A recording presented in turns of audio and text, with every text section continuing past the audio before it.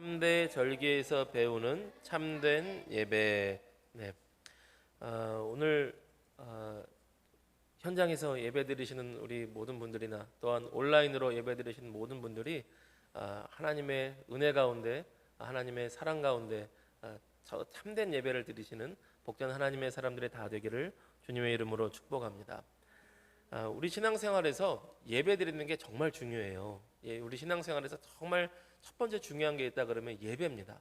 성경 공부도 중요하고 기도회도 중요하고 전도도 중요하고 다 중요한데 가장 중요한 것 하나 뽑으라면 예배입니다.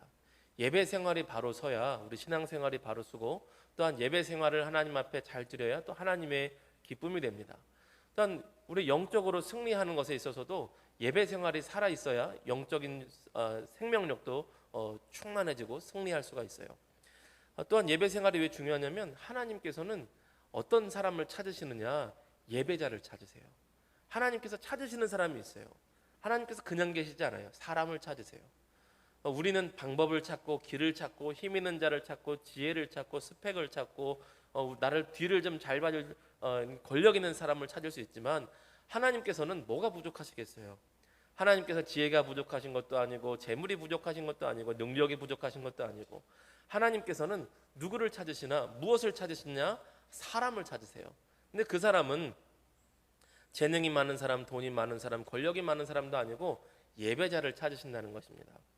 요한복음 우리 4장 23절 한번 볼까요? 찾으실 수 있을까요? 요한복음 4장 23절. 이럴 때 찾을 때 이렇게 딱 출애굽기 이렇게 끈으로 묶어놓고 들어오면 찾으면 참 좋죠. 요한복음 4장 23절.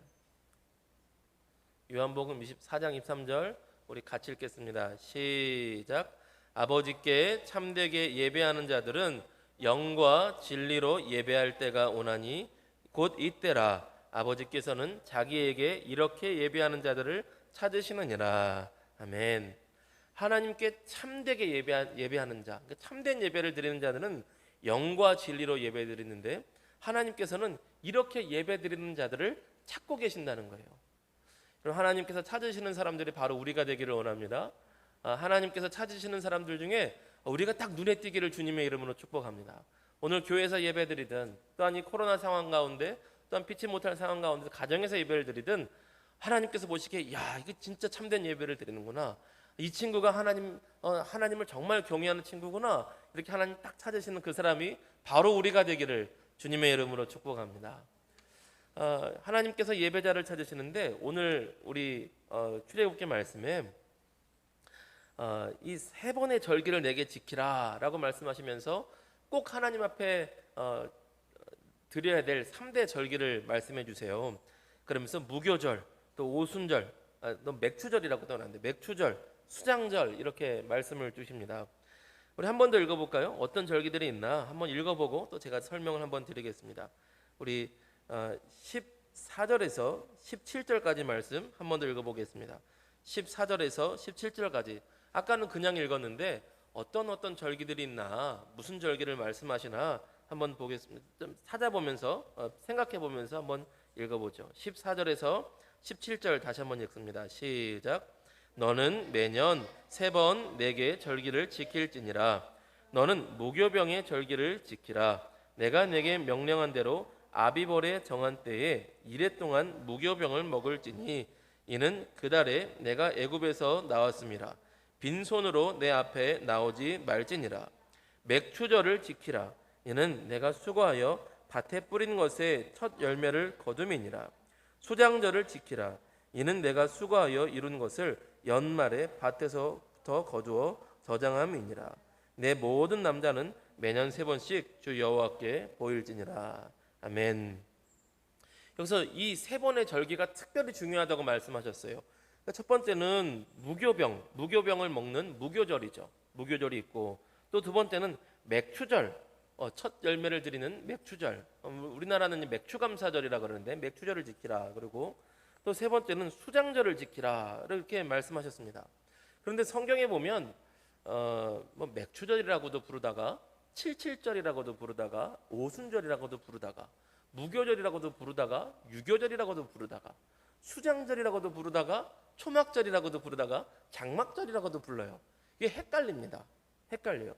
그래서 이게 그 비슷한 말인가 보다 했다가 나중에 레위기에 가면 또 이게 세 가지 절기만이 아니라 7가지 절기가 있어요. 이게 뭐야? 그래서 막 헷갈립니다. 그래서 오늘 짧게 정리해드리고 또 여기에서 절기에서 배울 수 있는 예배자의 자세를 우리가 좀 배웠으면 좋겠어요. 이렇게 정리하면 됩니다. 우리가 무교절, 맥추절, 수장절, 오늘 본문은 그렇게 나왔어요. 그렇죠? 오늘 출애굽기는 무교절, 맥추절, 수장절이라 그랬는데 여기에는 농경적인 의미가 담겨 있습니다. 여기서도 보면 네가 밭에 뿌린 것, 네가 추수한 것, 이렇게 추수와 농경과 관련했을 때는 맥추절, 수장절 이렇게 부르십니다. 그래서 무교절도 마찬가지고요. 그래서 무교절 안에 유월절이 담겨 있고 또 그 안에 초실절이 담겨 있어요. 그래서 보리의 첫 열매 거둔 것은 무교절, 초실절 날 하나님 앞에 드립니다. 그리고 맥추절은 우리나라가 번역을 이게 맥추절이라고 돼 있어서 이때 보리를 하나님 앞에 바치는 것처럼 이렇게 오해가 불러일으켜요. 사실은 미래 첫 추수입니다. 번역이 조금 우리나라 한글로 번역할 때 조금 아쉽게 됐어요. 원래는 맥추절이 성경 부대로 번역하면 미래 첫 열매를 드리는 날이 맥추절이에요. 그리고 수장절 때는 뭘 하느냐? 포도, 과일들, 올리브 뭐 이런 과일들을 추수하는 것을 하나님께 드린 날이 수장절이에요. 그래서 똑같은 말인데 이게 역사적 의미로는 무교절 날 유월절이 있었어요. 유월절은 우리 기억하죠? 네, 유월절은 우리 기억하죠. 이제 어린 양의 피를 문설주와 임방에 발라서 하나님의 심판이 넘어가는 날. 예수님께서 또 유월절 어린 양의 완성으로 오시잖아요. 또 유월절. 그리고 또 역사적 의미로 또 77절 오순절이라 그러는데 우리 최근에 한번 배웠어요. 그러니까 유월절에서부터 7일이 7번 있는 날 77절. 7 곱하기 7이니까 그 다음 날이면 50. 그래서 50절. 순이 10순자예요. 오순절인데 오순절 날 출애굽기에서 최근에 무슨 일이 있었는지 혹시 기억나요? 네, 맞아요. 십계명의 말씀을 주신 날. 그날이 또 오순절이에요. 그리고 이제 수장절은 이제 역사적 의미로 초막절이라 그러는데 이스라엘 백성들이 지금 광야에서 돌고 있잖아요. 광야에서 돌고 있는데 이렇게 벽돌로 된 집이 있었겠어요? 없겠어요? 없죠. 그럼 잠을 어떻게 자? 그래서 풀 같은 걸로 이렇게 텐트를 만들었어요. 풀로 만든 텐트를 초막이라 그래요.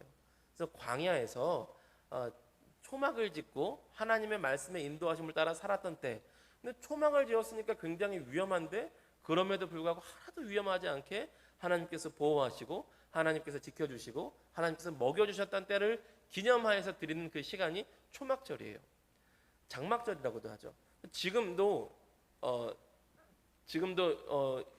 이스라엘에 있는 유대인들은요, 초막절날 그 동네는 광야가 있으니까 광야에 나가요.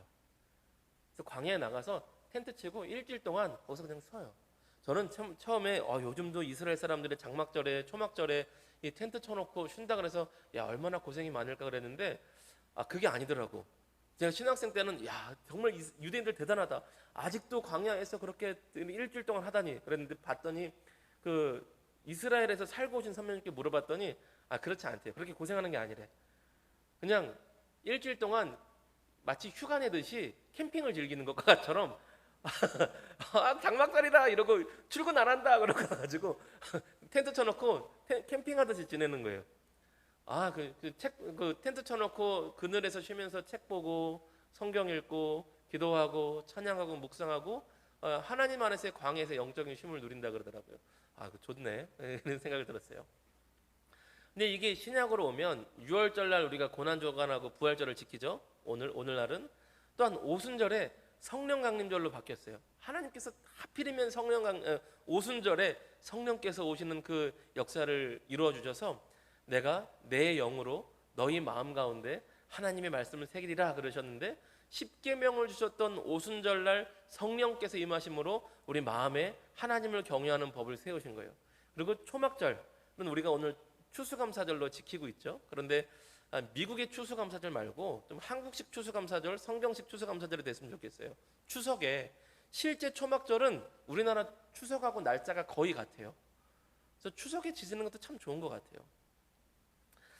그런데 이 초막절은 예수님하고 무슨 상관 있지? 장막절이라고 그러는데 여러분 계시록 한번 찾아보실까요? 계시록 21장 1절에서 4절. 요한계시록 찾아볼 수 있겠어요? 요한계시록 21장 1절에서 4절. 요한계시록 21장 1절에서 4절은 예수님이 나중에 다시 오시고 마지막 날에 영원한 천국, 영원한 하나님 나라를 이루실 때가 예언된 말씀이에요. 계시록 21장 1절에서 4절 한번 봅시다. 계시록 21장 1절에서 4절.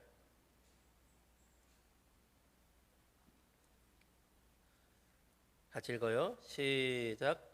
또 내가 새 하늘과 새 땅을 보니 처음 하늘과 처음 땅이 없어졌고 바다도 다시 있지 않더라. 또 내가 보매 거룩한 성 새 예루살렘이 하나님께로부터 하늘에서 내려오니 그 준비한 것이 신부가 남편을 위하여 단장한 것 같더라. 내가 들으니 보좌에서 큰 음성이 나서 이르되 보라 하나님의 장막이 사람들과 함께 있음에 하나님이 그들과 함께 계시리니 그들은 하나님의 백성이 되고 하나님은 친히 그들과 함께 계셔서 모든 눈물을 그 눈에서 닦아주시니 다시는 사망이 없고 애통하는 것이나 곡하는 것이나 아픈 것이 다시 있지 아니하리니 처음 것들이 다 지나갔음이로라. 아멘. 마지막 날 천국에 대해서 하나님께서 예언하시는데 거기 뭐라 그러냐면 하나님의 장막이 사람들과 함께 있대요. 예수님께서 승천하시기 전에 뭐라고 하시냐면 야 내가 이제는 너희를 떠나고 나중에 다시 올 건데 뭐 하냐면 너희와 같이 있을 처소를 예비하기 위해 내가 승천해서 잠깐 떠날 거야. 그 사이에는 성령께서 오실 거야. 그리고 처소가 장막이 다 예비되면 너희를 부를 거야. 그런데 마지막 날 예언에 이렇게 얘기되는 거예요. 하나님의 나라의 천국, 하나님 나라에 하나님의 장막이 있어서 그들과 하나님의 백성들이 같이 살 거야 라는 말씀을 주시는 거예요. 그러니까 이 3대 절기에는 무교절과 유월절에 어린 양의 사건, 피 흘려 죽으시는 구원의 사건이 유월절과 무교절에 담겨 있고요. 또 맥주절, 또 77절, 이 오순절 여기에는 말씀하시는 하나님, 또한 성령께서 역사하셔서 친히 우리에게 말씀하시는 하나님의 그 교훈이 우리에게 담겨 있고, 또 수장절 혹은 초막절이라고 부르는 곳에는 장막 생활 가운데 하나님께서 친히 함께 하시고 보호하시는 하나님의 역사하심의 교훈이 있지만 궁극적으로는 영원한 천국, 영원한 하나님 나라를 예비하셔서 우리와 영원히 함께 하실 그 하나님의 뜻이 담겨 있어요. 그 가운데 혹시 여러분 이제 성경 읽다가 이제 7절기가 나오면 헷갈릴 수 있는데 제가 7절기를 제가 설명해 드릴게요. 어렵지 않아요. 첫 번째는 6월절이야. 6월절 어렵지 않죠? 이제 6월절은 익숙해져. 그다음에 또 6월절에 연속성상으로 되는 절기가 무교절이죠. 6월절부터 시작해서 7일이니까 무교절. 그리고 무교절 다음 날에 있는 날이 초실절이죠. 아는 거잖아. 초실절. 그다음 여기서부터 이제 50일 지난 다음에 있는 절기가 오순절. 여기까지 다 아는 거죠. 오순절. 그다음 뭐가 나오면 나팔절이라고 나와요. 나팔절은 좀 생소해. 이게 뭐냐면 7월 됐을 때 나팔을 불고 큰 안식일을 지키는 거예요. 성경에는 7일째마다 안식일을 지키고 또한 7째 달에 안식일을 지키는데 7일째마다 안식을 지키는 것을 안식일이라 그러고 7째 달에 안식일을 지키는 안식월을 나팔절이라 그래요. 그리고 더 나아가서 7년에 한 번씩 또 안식을 지키는데 그건 1년 동안 쉬어. 그걸 안식년이라 그래요. 그리고 7년에 한 번씩 있는 안식년이 7번 있어. 7 안식일 다음 안식년 다음에 안식일은 큰 안식의 날이라 그래 해라 그래서 희년이라고 불러요. 그때는 노예를 다 해방해야 돼. 빚진 것도 다 해방이야. 다 원위치, 다 원위치. 가난한 자, 그 힘든 자, 노예 다 해방하고 다 자유롭게 풀어줘. 뭐 그렇게 하는 날이 희년이 있어요. 어쨌든 1년에 한 번 7번째 달 큰 안식 달을 이제 그 절기를 나팔절이라고 불러요.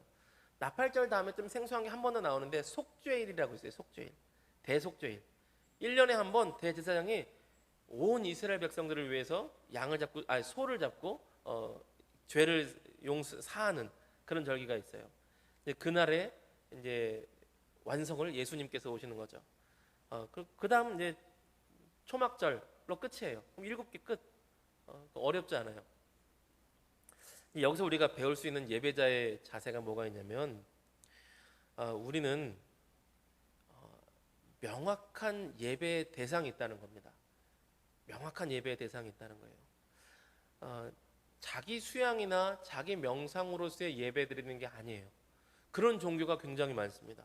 자기 수양, 자기 명상. 내가 신이 돼야지.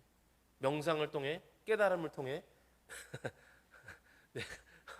그런 종교가 많아요. 여기 웃지만 그런 종교가 굉장히 많아요.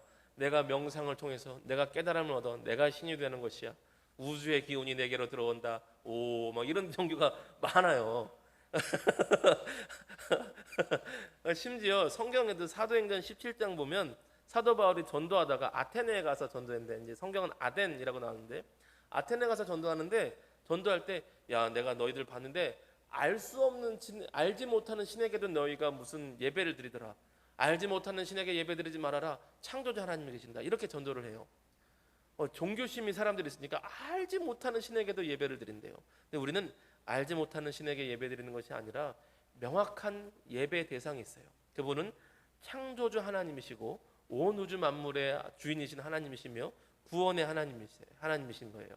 또 하나 명확한 예배 대상은 창조주 하나님이며 또 우리 아버지 하나님이시며 구원의 하나님이라 그랬는데, 또 하나 교훈이 뭐가 있냐면 예배는 단순히 우리의 심리적인 만족을 위해서 드리는 것은 또한 아니라는 거예요.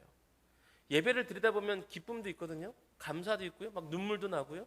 근데 그게 우리가 예배를 드리는 첫 번째 목적은 아니에요. 막 찬양하다 막 신나기도 해요. 기도하다 눈물이 나기도 해요. 그 마음의 치유가 있어요. 그런데 그게 첫 번째 목적은 아니라는 겁니다.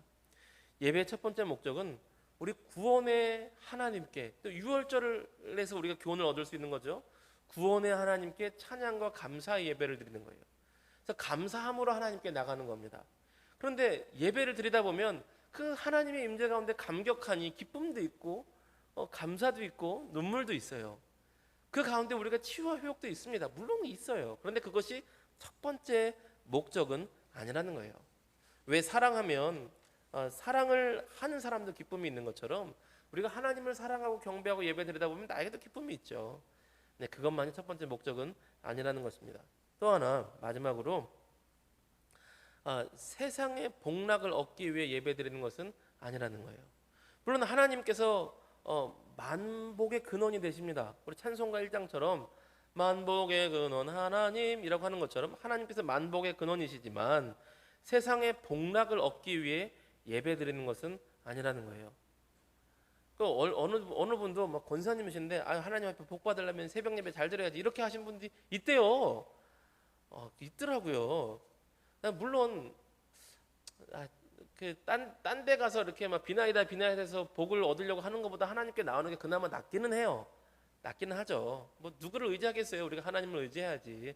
힘들 때 하나님 의지해야지. 그러나 무슨 의미냐면 내가 복이라고 정한 것, 그것을 내가 원하는 때에 내가 원하는 만큼 얻으려고 하나님 앞에 예배드리면 이것은 결코 해서는 안 되는 예배자의 자세라는 거예요. 참된 예배가 아니에요. 하나님께 힘든 일이 있을 때 세상적으로 복이라고 말하는 것을 의지하고 구할 수도 있죠. 하나님 저 백이 없는데 하나님 좀 도와주시면 안 돼요? 그럴 수 있죠. 얼마든지 그럴 수 있어요.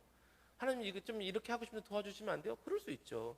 그런데 그 마음에 기본적으로 하나님의 말씀을 배우려는 말씀과 하나님의 뜻에 순종하라는 마음가짐이 있어야 돼요. 하나님 내가 이렇게 하나님이 해주시면 좋겠지만 그리 아니하실지라도 저는 하나님을 경배합니다. 이 마음이 있을 때 하나님 앞에 구하며 간구하며 기도할 수 있는 거예요. 이 마음이 없다면 내가 이만큼 기도했는데 왜 빨리 하나님 이렇게 안 해주세요? 나 교회 안 다니시. 이거는 우상숭배예요. 구원받은 사람이 아닐 수도 있어. 하나님의 자녀가 아닐 수도 있어요. 그래서 기본적으로 하나님의 사람들은 예배자의 자세 가운데 하나님의 말씀과 뜻을 내가 배우고 그 마음에 순종하겠습니다 라는 마음의 자세를 갖고 예배드려야 된다는 거예요. 이런 예배자가 참된 예배자입니다. 절기를 통해서 우리가 배우는 거죠. 명확한 대상이 있으시고 구원의 하나님을 찬양하는 것이며 하나님의 말씀에 순종할 준비를 하고 예배드리는 것이 참된 예배예요. 하나님께서는 이렇게 예배드리는 자를 찾으십니다. 그리고 이런 예배자가 바로 우리가 되기를 원합니다.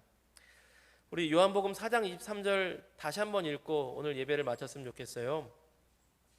우리 다시 돌아갈까요? 요한복음 4장 23절.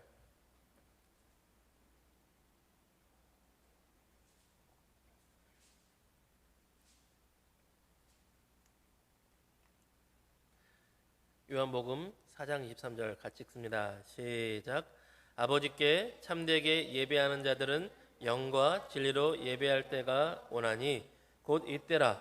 아버지께서는 자기에게 이렇게 예배드리는 자를 찾으시느니라. 아멘. 6월절 구원의 하나님, 또 오순절 성령께서 친히 함께 하셔서 말씀으로 가르치시는 하나님, 또한 초막절 우리를 지키시고 보호하시며 인도하시며 영원히 함께 사시는 하나님, 그 하나님께 참되게 예배드려서 하나님께서 기뻐하시는 참된 예배자들이 다 되시기를 주님의 이름으로 축복합니다. 아멘. 우리 나 무엇과도 주님을 바꾸지 않으리 찬양하고 우리 기도하는 시간 갖겠습니다.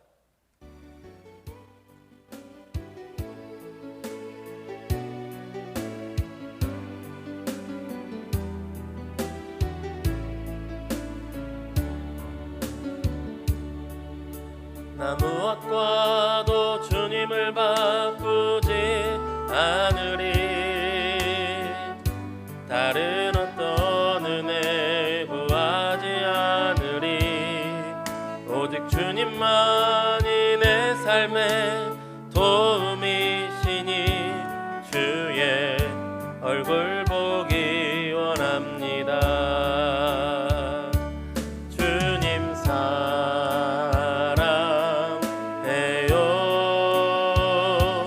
온 맘과 정성 다해 하나님의 신실한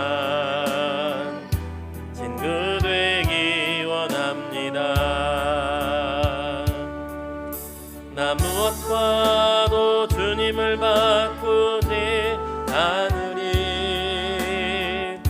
다른 어떤 은혜 구하지 않으리.